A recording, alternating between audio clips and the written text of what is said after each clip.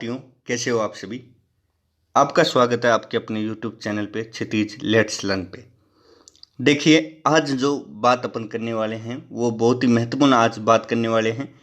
आज अपन बात करेंगे भाई, केंद्र सरकार द्वारा जो नई शिक्षा नीति है उसको मंजूरी दे दी गई है, उसमें क्या बातें हैं, नई शिक्षा नीति में क्या बातें हैं, इन बारों में अपन जानेंगे। नई शिक्षा नीति की संपूर्ण जानकारी हम आपको उपलब्ध करवाएंगे। देखिए, आप अंत तक वीडियो को जरूर देखिएगा, आपको समझ में आएगा।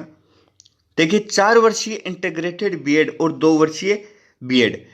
देखिए, 4 वर्ष की बीए आप 12th कर लोगे, उसके बाद 4 वर्ष की इंटीग्रेटेड बीएड आप कर सकते हो और 2 वर्ष की बीएड ग्रेजुएशन के बाद ये इसमें रहेगी। 2 वर्ष की बीएड और 4 वर्ष की इंटीग्रेटेड बीएड।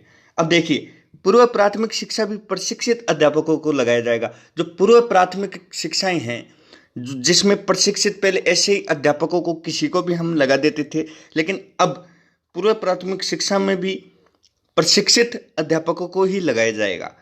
और टेट एग्जाम सेकेंडरी तक लागू होगा। पहले सेकेंडरी तक टेट एग्जाम को हटा दिया गया था। पहले टेट एग्जाम लगा करता था, अब टेट एग्जाम सेकेंडरी तक लागू होगा। वापस से टेट एग्जाम को लागू किया जाएगा। ये देखिए, यहाँ तक हमें समझ में आया। आगे चलते हैं, क्या क्या बिंदु हैं इन बारों में अपन चर्चा करें। देखिए, शिक्षकों को गैर शैक्षणिक कार्यों से हटाया जाएगा। देखिए, शिक्षक होते हैं जिन्हें गैर शैक्षणिक कार्यों में लगा दिया जाता था, जैसे कि बीएलओ, चुनावों में, एमडीएम के कार्यों में, तो उन्हें सब कार्यों से अब मुक्ति दे दी जाएगी, हटा दिया जाएगा उन्हें सभी कार्यों से। शिक्षकों को गैर शैक्षणिक कार्यों से हटाया जाएगा। केवल शिक्षा कराना उनका अधिकार रहेगा, उसके अलावा सारे ड्यूटी हैं जो उनकी, वो सब हटा दी जाएंगी। देखिए, व्याख्याता भर्ती हेतु भी कोई नेट जैसा एग्जाम करवाएंगे। तो व्याख्याता भर्ती होती है, उसमें भी नेट जैसा जो एग्जाम है वो करवाया जाएगा। 2022 तक पैरा टीचर्स और शिक्षा मित्रों के पद खत्म कर दिए जाएंगे। देखिए, ये एक तरीके से बढ़िया न्यूज है, क्योंकि 2022 तक पैरा टीचर और शिक्षा मित्रों को हटा दिया जाएगा तो ज़्यादा पद खाली होंगे तो ज़्यादा वैकेंसी आएंगी।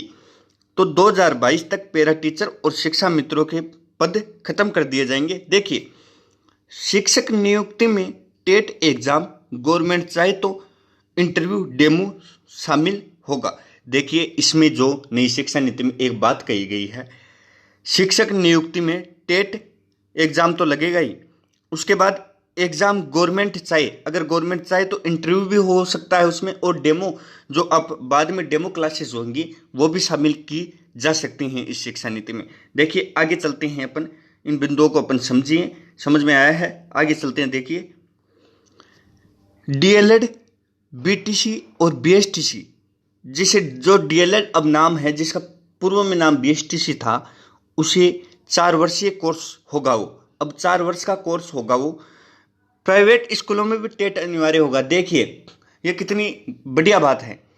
प्राइवेट स्कूलों में अब जो टेट कर रखे हैं, जैसे सीटेट एग्जाम दे रखे हैं या किसी टेट एग्जाम फाइट कर रखे हैं, तो वही अध्यापक प्राइवेट स्कूलों में एजुकेशन करवा सकते हैं। इससे पहले प्राइवेट स्कूलों में क्या होता था, जैसे 12वीं वालों को टीचर को ले लेते थे, वो कम फीस लेते हैं, इसलिए ऐसा अब नहीं होगा। प्राइवेट स्कूलों में भी अब टेट अनिवार्य होगा।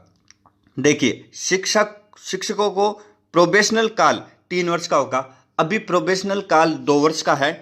शिक्षकों का जो प्रोबेशनल काल है भी वो 2 वर्ष का है, लेकिन इस शिक्षा नीति में 3 वर्ष का होगा। इसके बाद उसके प्रदर्शन के आधार पर शिक्षकों को स्थायी किया जाएगा। पहले 2 वर्ष के बाद में स्थायी किया जाता था, अब वो बढ़ाकर 3 वर्ष हो जाएगा। 3 वर्ष के बाद स्थायी रूप से उन्हें स्थायी कर दिया जाएगा। 3 वर्ष तक प्रोबेशनल काल होगा। देखिए, शिक्षकों को अनावश्यक ट्रांसफर नहीं किया जाएगा। देखिए, जल्दी से जल्दी क्या होता था, शिक्षक ट्रांसफर करवा लेते थे या उन्हें ट्रांसफर वो जल्दी करवा लेते थे, लेकिन अब उनको अनावश्यक ट्रांसफर उनका रोक दिया गया है। अब अनावश्यक ट्रांसफर उनका नहीं होगा। कम से कम 7 साल तक नियुक्ति के स्थान पर ही नौकरी करनी होगी। ऐसा आप, जैसे किसी जगह आपकी नौकरी लगी, वहाँ पे आप कम से कम 7 वर्ष तक नौकरी करने के बाद ही आप मंजूरी डाल सकेंगे ट्रांसफर की। अब तक 10 + 2 + 3, मतलब आप 10th कर लिए, उसके बाद +2, +2 यानी 12th, फिर +3 यानी ग्रेजुएशन। अब ऐसा नहीं होगा।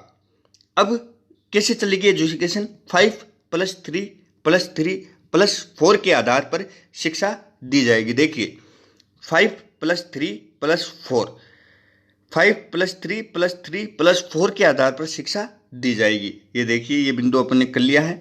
आगे चलते हैं। देखिए ये महत्वपूर्ण जानकारियां हैं, बहुत ही इंपॉर्टेंट जानकारियां हैं। आगे चलते हैं। देखिए कक्षा 6 से छात्र कंप्यूटर सीख सकेंगे। कक्षा 6 से कंप्यूटर गवर्नमेंट स्कूलों में और प्राइवेट स्कूलों में कंप्यूटर की व्यवस्था की जाएगी और कक्षा 6 से विद्यार्थी हैं जो कंप्यूटर के बारे में सीख सकेंगे। कक्षा 5 तक पढ़ाई मातृभाषा में कराई जाएगी। देखिए कितनी बढ़िया बात है ये। क्या होता है, इंग्लिश मीडियम जैसे स्कूलें होती हैं उनमें क्या होता है, बच्चे पे इंग्लिश थोप दी जाती है। इंग्लिश उनको, भाई आप इंग्लिश में ही बात कीजिए, इंग्लिश में। अब ऐसा नहीं होगा, केवल इंग्लिश सब्जेक्ट के रूप में चलेगी और बाकी जो पढ़ाई है वो आपकी मातृभाषा और क्षेत्रीय भाषा में कराई जाएगी। जैसे क्षेत्रीय भाषा में और मातृभाषा में आपकी जो 5वीं तक की पढ़ाई है वो करवाई जाएगी। 5वीं तक की पढ़ाई आपकी मातृभाषा में कराई जाएगी, ना कि इंग्लिश में आप इंग्लिश में बोलिए। ऐसा नहीं है, ऐसा दबाव नहीं होगा। देखिए मानव संसाधन विकास मंत्रालय का नाम बदल के शिक्षा मंत्रालय कर दिया गया है। देखिए पहले शिक्षा मंत्रालय ही नाम था, उसके बाद उसका नाम मानव संसाधन विकास मंत्रालय किया गया। अब वापस शिक्षा मंत्रालय ही नाम कर दिया गया है। अब देखिए कक्षा 9 से 12 तक परीक्षा सेमेस्टर वाइज ही ली जाएगी। मतलब साल में, एक साल में 2 बार एग्जाम होंगे। एक साल में कितने बार? 2 बार। 2 बार एग्जाम होंगे और सेमेस्टर वाइज कक्षा 9वीं से 12वीं तक परीक्षा सेमेस्टर वाइज लगेगी। 6 मंथ में एक एग्जाम और 6 मंथ में दूसरा एग्जाम। अब कक्षा 9 से 12 तक परीक्षा सेमेस्टर वाइज ली जाएगी। देखिए बहुत ही महत्वपूर्ण बिंदुओं पे अपन बात किए हैं। ये आपको मैं समझता हूँ नई शिक्षा नीति आपको समझ में आई होगी। आप ज़्यादा से ज़्यादा भाइयों में ये शेयर कीजिए जिनको उनको भी पता लगे भाई नई शिक्षा नीति में क्या है। शेयर कीजिए और चैनल को सब्सक्राइब कीजिए। जब तक के लिए जय हिंद, जय भारत।